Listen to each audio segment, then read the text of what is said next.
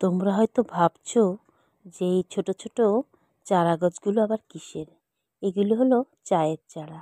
আর দেখতে পাচ্ছ, যেহেতু এই সিজনে চা গাছের মধ্যে কিছুটা ফুল হয়, এই চায়ের চারা গাছের মধ্যেও কিন্তু ছোট্ট ছোট্ট বেশ ফুল হয়ে গেছে। আর জল দিয়ে মাঝে মধ্যে একটু ভিজিয়ে ভিজিয়ে রাখতে হয়, যেহেতু এই চারা গাছগুলি সেই নার্সারি থেকে এনে এখানে বেশ কিছুদিন ধরে রাখা হয়েছিল।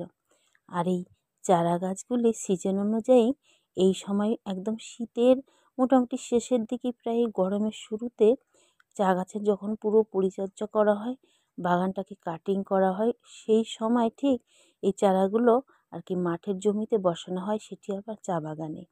আর প্রত্যেক বছর কিছু কিছু বাগানের মধ্যে গাছ কিন্তু নষ্ট হয়ে যায়, কিছু কিছু নষ্ট হয় আর কি, দু চারটে ওখানেই আর কি এই চারা গাছগুলো বসিয়ে সেই আর কি নষ্ট গাছগুলোর জায়গাটা পূরণ করে দেবে।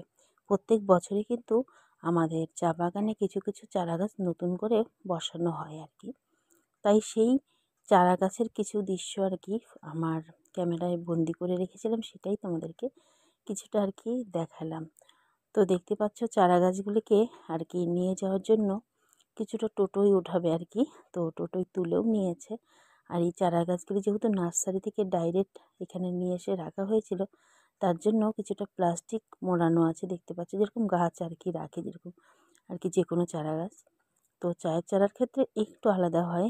আর এটি যখন বাড়িতে রাখা হয়, কিছু তো জল দিতেই হয়, তার কারণ অনেকগুলো দিন আমাদের এখানে এই চারা গাছগুলো ছিল দীর্ঘদিন। তবুও কিন্তু একটি গাছও সেরকমভাবে যে নষ্ট হয়েছে তা নয়, এরকম অবস্থায় রাখা ছিল। আর কিছুটা মাটির সঙ্গে ছিল কি না, তার জন্য গাছগুলো খুব সুন্দর ছিল। আর এই গাছগুলো ভাবছি মাটিতে কিভাবে বসাই, সেই বসানোর কিছুটা ভিডিও তোমাদের সামনে আজকে তুলে ধরবো। তো আমি বাড়ির কাজকর্মগুলো খুব তাড়াতাড়ি সারছি, যে আর কি আমাদের বাগান তো বাড়ি থেকে বেশটা দূরে। তো ওখানে গিয়ে তোমাদেরকে কিছুটা আর কি দেখাবো। দেখো টোটোই নিয়ে যাচ্ছে, তো জানি না আদৌ আজকে দেখাতে পারবো কি না। যদি আজকে না সম্ভব হয়, পরবর্তী কোনো ভিডিওতে তোমাদেরকে দেখাবো যে এই চায়ের চারা গাছগুলি কীভাবে আর কি মাটির মধ্যে সঠিক নিয়মে বসায়। তো কতগুলো চারা গাছ টোটোর মধ্যে তুলে নিয়েছে দেখতেই পাচ্ছ। আর এখানে কিন্তু অনেকগুলো চারা গাছ একসঙ্গে ছিল, আর সবগুলোই নিয়ে নিচ্ছে, তার কারণ এগুলি আর কি খুব সযত্ন করে আর কি বসানো হবে। তো প্রত্যেক বছরই বসায়, সেটা তোমাদেরকে আগেই বললাম। আর প্রত্যেক বছরের মতো এবছরও আর কি নিয়ে যাচ্ছে। তবে এরকম অল্প অল্প করে বাগানটা কিন্তু অনেক বড় হয়ে যায়, যত বেশি চারা গাছ লাগানো হয় অত বেশি বড় আর কি বাগান তৈরি হয়ে যায়, সেটা তোমরা অনেকেই আর কি ভালো করে জানো। আর যেহেতু এই সময়টাই কিন্তু চা আর কি চারার বসানোর নিয়মটা সঠিক, আর কি জানুয়ারির পুরো শেষের দিকে, মোটামুটি ফেব্রুয়ারি মার্চের দিকেই আর কি এই চায়ের চারা গাছগুলি বসালে চা গাছগুলো খুবই সুন্দর হয়। বিশেষ করে এই সময়টাই আর কি বসানোর সঠিক নিয়ম। তবে প্রত্যেক বছরের মতো আর কি এবছরও কিছু কিছু বসাচ্ছে।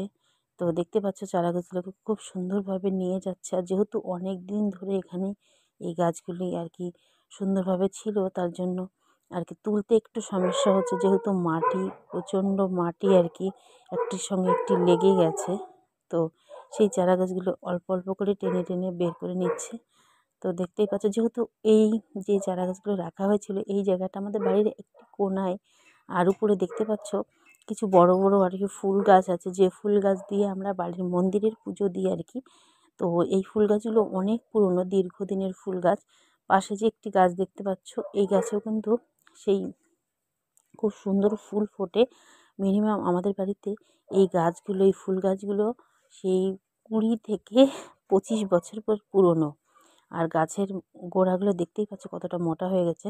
ফুলগুলো কিন্তু একদম উপরে ফোটে, আর এত পরিমাণের ফুল ফোটে আমাদের বাড়িতে, কি বলবো, রোজ আমরা 1 বালতি করে ফুল দিয়ে পুজো দিই। এইগুলো গাছে এত পরিমাণে ফুল ফোটে, কিন্তু রোজ আর কি পুজোর সময়, পুজোর টাইমে আর কি ফুলগুলো আমরা তুলে নিই। তাই আর কি তোমরা দেখতে পাচ্ছ না, কিন্তু অনেক ফুল থাকে গাছের মধ্যে।